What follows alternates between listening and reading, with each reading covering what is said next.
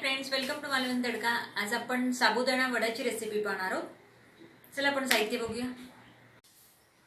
साबुदाणा वड्यासाठी आपण साहित्य पाहणार आहोत। मी इथे 1 कप साबुदाणे घेतलेत मीडियम साईजचे। ते मी रात्री धुवून घेतले स्वच्छ आणि त्यातले पाणी काढून टाकले आणि ते असे छान भिजलेत। हे पाव कप शेंगदाण्याचं कूट घेतले। शेंगदाणे भाजून त्याचं कूट केले, जाडसर कूट करायचे। हे पाव कप घेतले मी। 2 हिरव्या मिरच्या घेतले। हिरव्या मिरच्या तुम्हाला जसं तिखट पाहिजे त्याप्रमाणे घ्यायचे, म्हणजे चवीप्रमाणे। 1 चमचा मी ते जिरं घेतले। काही जण उपवासाला जिरं खात नाही, तर तुम्ही खात असाल तर वापरू शकता, नाही तर नाही वापरलं तरी चालेल। चवीपुरतं मीठ आहे। आणि हे 3 मीडियम साईजचे बटाटे उकडून घेतलेत। आता मी इथे बटाटे घेतलेत आणि आज बटाटे मी हाताने जसे कुस्करून घेणार आहे। असे कुस्करून घ्यायचे।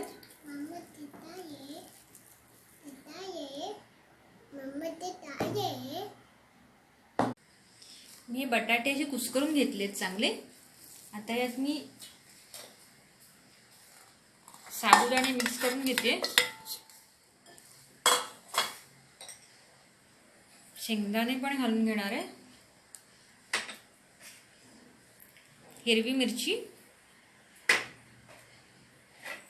जिरं आणि मीठ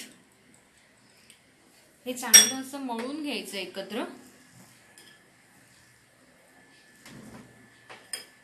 चांगलं मिक्स करून मळून घेणार आहे। ते सर्व साहित्य मी असं चांगलं एकत्र मळून घेतले।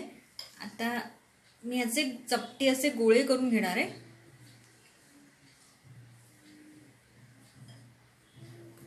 ह्या साईजचे मी गोळे करून घेणार आहे, थोडे चपटे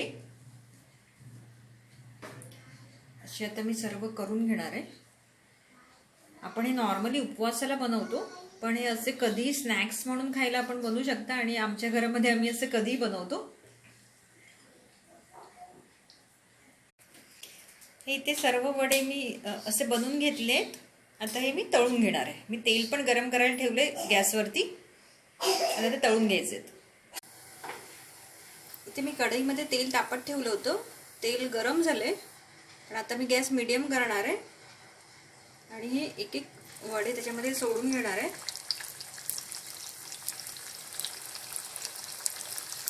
आणि डीप फ्राय करून घेणार आहे। हे मी सर्व जेवढे राहतील तेवढे वडे टाकून घेते आणि हे पहिल्यांदा सुरुवातीलाच हलवायचे नाहीये जास्त। 1-1.5-2 मिनिटं एका साईडने झाल्यावरती मी परतून घेणार आहे।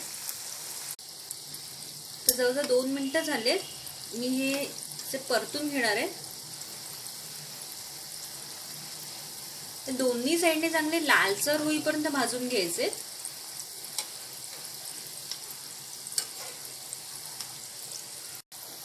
आपले वडे छान इथे लालसर झालेत। मी जवळजवळ दोन्ही साईडने 3-4 मिनिटं भाजून घेतले, जवळपास 3-3 मिनिटं। आता हे मी इथे ते चिमट्याने टिश्यू पेपरवरती काढून घेते। असेच मी सर्व वडे भाजून घेणार आहे। इथे सर्व साबुदाणे वडे माझे तळून झाले, मी प्लेटमध्ये सर्व केले। हे तुम्ही हिरवी चटणी, चिंचगुळाची चटणी किंवा दही असं कशाबरोबर सुद्धा सर्व करू शकता। खूप छान आणि टेस्टी लागतात।